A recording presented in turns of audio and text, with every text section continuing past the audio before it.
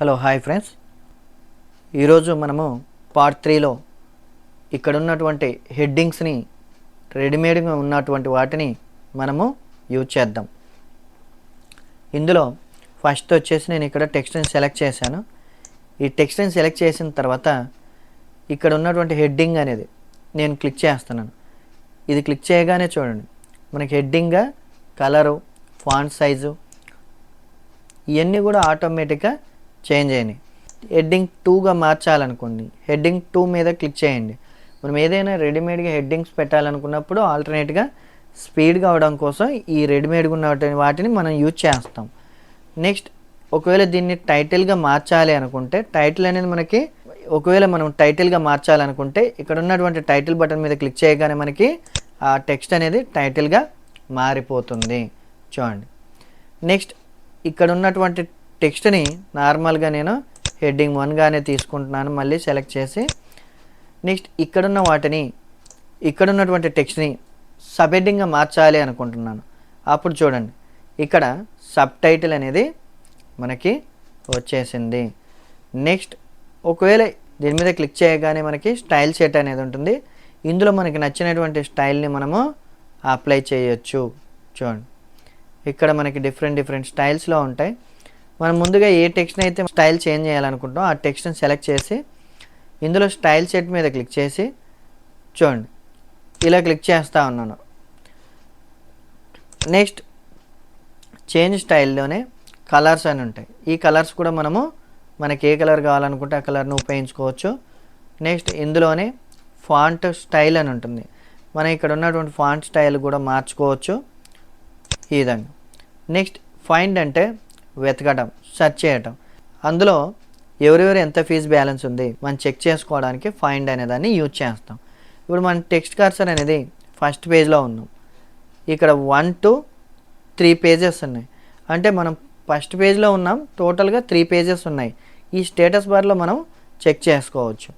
Next ఈ first పేజ్లో ఉన్నప్పుడు ఫైండ్ అనేది క్లిక్ చేశారనుకోండి, మన నెక్స్ట్ పేజ్లో సెకండ్లో కానీ థర్డ్లో కానీ ఏదైనా స్టూడెంట్స్ నేమ్స్ ఉంటే మనం డైరెక్ట్గా సెర్చ్ చేయొచ్చు. లేదు 50వ పేజీలు కానీ 100వ పేజీలో కానీ స్టూడెంట్స్ నేమ్స్ ఉంటే కనుక సెర్చ్ చేయొచ్చు అనమాట. ఫైండ్ క్లిక్ చేయగానే అందులో ఆల్రెడీ మనకి స్టూడెంట్స్ నేమ్స్ కనుక ఉంటే మనం టైప్ చేసినప్పుడు ఫైండ్ నెక్స్ట్ అనగానే మనకి ఆ స్టూడెంట్స్ నేమ్స్ అనేది డిస్ప్లే అవుతుంది. ఎగ్జాంపుల్గా ఇప్పుడు అనిల్ అని రాస్తున్నాను, ఫైండ్ నెక్స్ట్ అంటున్నాను. చూడండి ఆటోమేటిక్గా మనకి ఈ ఫైండ్ నెక్స్ట్ క్లిక్ చేయగానే సెలెక్ట్ చేసి మరి ఆ టెక్స్ట్ని చూపిస్తుంది అనమాట. నెక్స్ట్ ఒకవేళ రీప్లేస్ అంటున్నా అంటే ఆ నేమ్ తప్పుగా పడింది అనుకోండి, రీప్లేస్ అని క్లిక్ చేస్తే రీప్లేస్ విత్ అనే దగ్గర మనం కరెక్ట్ అయిన నేమ్ని రాయొచ్చు. అఖిల్ అనే పేరుకి బదులుగా పేరు టైప్ చేసి ఉంటాం. అలాంటప్పుడు మనకి రీప్లేస్ అని క్లిక్ చేసామనుకోండి ఆ నేమ్ దగ్గర మనకి రీప్లేస్ అయిపోతుంది. చూడండి ఇక్కడ అఖిల్ అని టైప్ చేస్తున్నాను,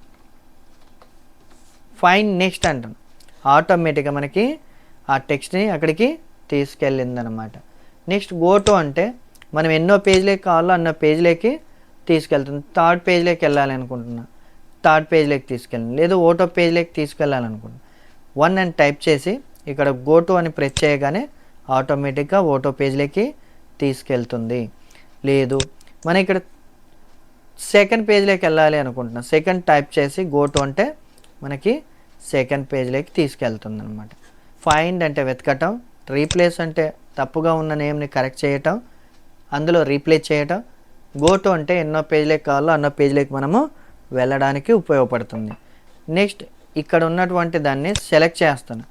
సెలెక్ట్ అన్న తర్వాత ఇక్కడ సెలెక్ట్ ఆల్ అంటున్నాను. సెలెక్ట్ ఆల్ అనగానే మనకి ఈ యొక్క టెక్స్ట్ మొత్తం అంతా కూడా మనకి సెలెక్ట్ అయింది. ఒకేసారి మనం డిలీట్ అనే బటన్ ద్వారా ప్రెస్ చేసి డిలీట్ అని చేయొచ్చు. ఇక్కడ క్విక్ యాక్సెస్ టూల్ బార్ అని ఉంటుంది. ఒకవేళ మనం కావాలి మళ్ళీ రిటర్న్ అనుకుంటే ఇక్కడ అండు అనే బటన్ మీద క్లిక్ చేయొచ్చు. లేదు రీడు అంటే మళ్ళీ రిపీటెడ్గా వెళ్తూ ఉంది. అండు అంటే మాత్రం మళ్ళీ తిరిగి డిలీట్ అయినది మళ్ళీ తిరిగి మనకు వస్తుందన్నమాట. లేదు మీ షార్ట్కట్లో కీబోర్డ్లో Ctrl+A అన్నారనుకోండి మొత్తం అంతా కూడా టెక్స్ట్ అంతా సెలెక్ట్ అవుతుంది. డిలీట్ అనే బటన్ని ప్రెస్ చేస్తే డిలీట్ అయిపోతుంది. మళ్ళీ కీబోర్డ్లో Ctrl+Z అని ప్రెస్ చేయగానే రిటర్న్ వస్తుందన్నమాట. ఈ విధంగా మనము ఇక్కడ నుంచి ఇక్కడ వరకు ఈ విధంగా మనము ఉపయోగించుకుంటాం అన్నమాట. ఓకే ఫ్రెండ్స్, హోమ్ మెనూలో మనం ఓన్లీ ఇక్కడ నుంచి ఇక్కడ వరకు మాత్రమే యూజ్ చేసాము. నెక్స్ట్ ఇక్కడ ఉన్నటువంటి దాన్ని యూజ్ చేద్దాం. క్లిప్ బోర్డ్లో ఏమేమి ఉన్నాయో ఈరోజు క్లాస్లో మనం తెలుసుకుందాము. ఇందులో ఇక్కడున్న నేమ్ని మనకు కావాలి అనుకుంటే కట్ చేస్తాను. నెక్స్ట్ ఈ నేమ్ అనేది ఎక్కడ రావాలో నేను ప్లేస్ అనేది దానికి సెలెక్ట్ చేస్తున్నాను అనమాట. ఎంటర్ అనుకుంటే ప్రెస్ చేసి నాకు ఆ నేమ్ అనేది ఇక్కడ కావాలి అనుకోండి, అక్కడ కట్ చేసి ఇక్కడ ఉంచుతుంది అన్నమాట. దానికి పేస్ట్ అనే దాన్ని క్లిక్ చేస్తున్నాను. ఈ నేమ్ అనేది ఇక్కడ కట్ చేసి ఇక్కడ ఉంచింది. లేదు నేను సెలెక్ట్ చేసిన తర్వాత కాపీ అన్నాను అనుకోండి, అందులో ఉన్న టెక్స్ట్ని కాపీ చేసి మనకి ఎక్కడైతే కావాలనుకుంటాం అక్కడ క్లిక్ చేసిన తర్వాత పేస్ట్ అంటే ఈ నేమ్ అనేది ఇక్కడ ఉంటుంది, నెక్స్ట్ ఇక్కడ కూడా ఉంటుంది అనమాట. అంటే రెండు ప్లేసుల్లో మనకి ఆ టెక్స్ట్ అనేది ఉంటుంది. కట్ చేస్తే మనకి అక్కడ ఉన్నటువంటి టెక్స్ట్ అనేది ఉండదు. ఓన్లీ కాపీ పేస్ట్ అంటే మాత్రమే రెండు చోట్ల ఆ టెక్స్ట్ అనేది ఉంటుంది. లేదు మనం కీబోర్డ్లో Ctrl+C అన్నారనుకోండి కాపీ అవుతుంది. సేమ్ డూప్లికేట్ కాపీ మనకి కింద రావాలి అనుకుంటే Ctrl+V అంటున్నా, అంటే పేస్ట్. మళ్ళీ Ctrl+V అంటున్నా, మళ్ళీ పేస్ట్. ఇలా ఎన్నిసార్లు Ctrl+V అని ప్రెస్ చేస్తే అన్నిసార్లు మనం కాపీ చేసినటువంటి టెక్స్ట్ అనేది పేస్ట్ అవుతూ ఉంటుంది. ఓకే, నెక్స్ట్ నేను ఇక్కడ ఒక ఫార్మేట్ అనేది ఇస్తున్నాను. బోల్డ్ కానీ అండర్లైన్ కానీ ఇక్కడ ఉన్నటువంటి కలర్ కానీ ఇలాంటివన్నీ కూడా నేను టెక్స్ట్కి అప్లై చేశాను. లేదా ఇక్కడ సైజ్ తగ్గించడం కానీ ఇక్కడ ఉన్న ఫాంట్ స్టైల్ మార్చడం కానీ ఇవన్నీ నేను చేశాను. నెక్స్ట్ ఇప్పుడు చూడండి, ఇదే టెక్స్ట్ ఫార్మేట్లో ఏమేమి ఇచ్చారో అవే నెక్స్ట్ ఫార్మేట్ కావాలనుకుంటే ఇందులో ఫార్మేట్ పెయింటర్ అని ఉంటుంది. దీని మీద క్లిక్ చేయగానే నెక్స్ట్ ఒక బ్రష్ అనేది డిస్ప్లే అవుతా ఉంది. మనం ఎక్కడ ఏ టెక్స్ట్కి అయితే సేమ్ ఫార్మేట్ కావాలనుకుంటున్నామో ఆ టెక్స్ట్కి అప్లై చేయాలి. ఇలా ఈ విధంగా మనకు అప్లై చేయగానే ఆ టెక్స్ట్కి ఆ ఫార్మేట్ అనేది సేమ్ కలరు, అండర్లైన్, సైజ్ ఇవన్నీ కూడా అప్లై అయిపోతాయి. దీన్ని క్లిప్ బోర్డ్లో ఉపయోగించి ఫార్మేట్ పెయింటర్ అనే దాన్ని యూజ్ చేస్తాం. నెక్స్ట్ ఫైల్లోకి వెళ్తే ఇక న్యూ అంటే బ్లాంక్ డాక్యుమెంట్ అన్నారనుకోండి, క్రియేట్ అని క్లిక్ చేయగానే మనకి కొత్త డాక్యుమెంట్ అనేది ఓపెన్ అవుతుంది. ఫైల్లోకి వెళ్ళి ఓపెన్ అంటే ఇంతకుముందుకు ప్రీవియస్గా ఏదైనా డాక్యుమెంట్ అనేది మనం సేవ్ చేసి ఉంటే ఫైల్లో ఓపెన్ అంటుంది.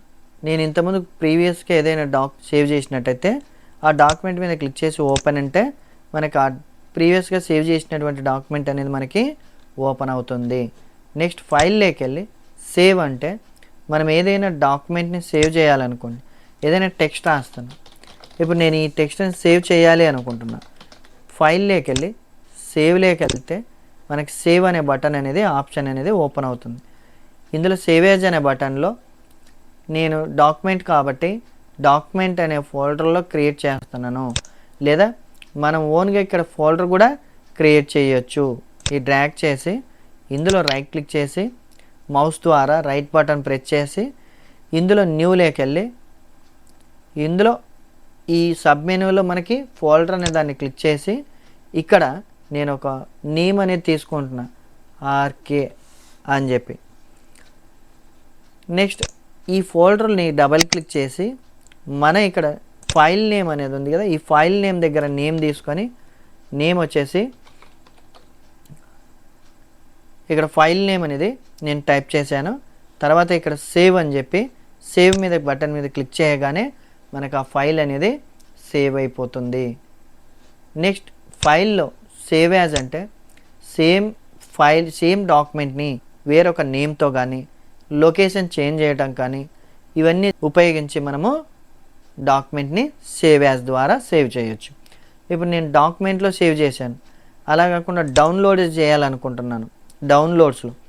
నెక్స్ట్ ఇక్కడ ఫైల్ నేమ్ ఉపయోగించి నేమ్ చేంజ్ చేసి సేవ్ అంటే సేవ్ యాజ్ అని ద్వారా సేవ్ అయిపోతుంది. లొకేషన్ చేంజ్ అయింది, వాటి నుంచి వచ్చేసి మనకి ఫైల్ నేమ్ కూడా చేంజ్ అయ్యింది.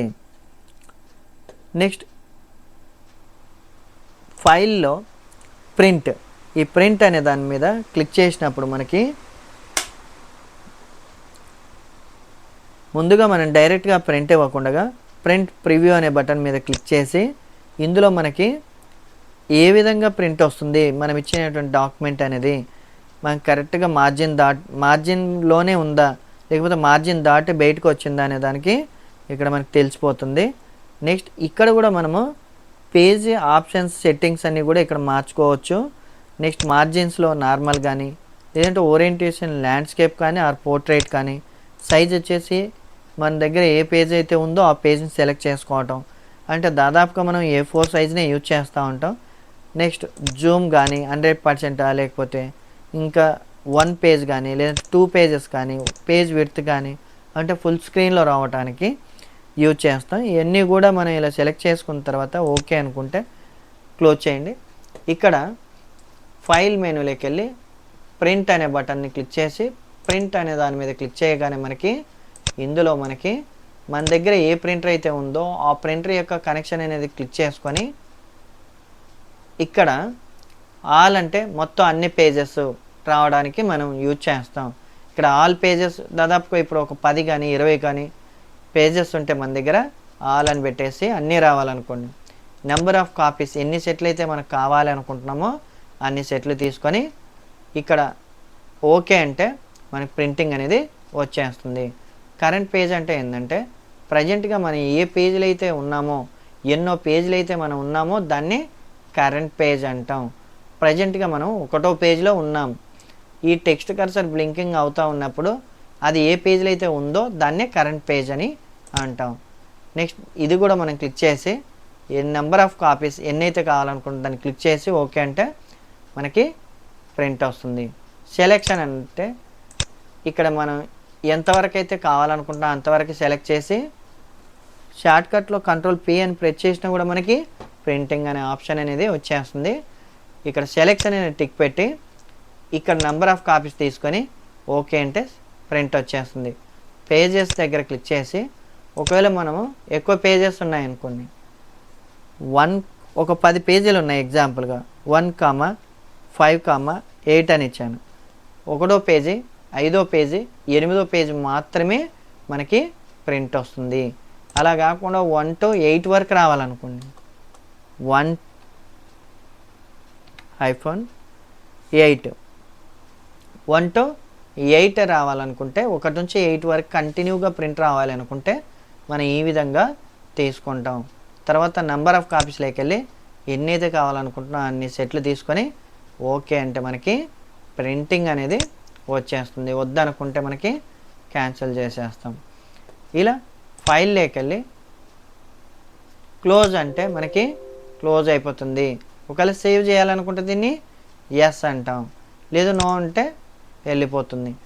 ఈ విధంగా మనం ఫైల్ మెనూను ఉపయోగించి కూడా మనం యూజ్ చేసుకోవచ్చు. ఓకే ఫ్రెండ్స్, మీకు ఈ వీడియో నచ్చినట్లయితే సబ్స్క్రైబ్ చేయండి, లైక్ చేయండి, షేర్ చేయండి. మీకు ఏదైనా డౌట్గా ఉందనిపిస్తే కామెంట్ బాక్స్లో తెలియచేయండి.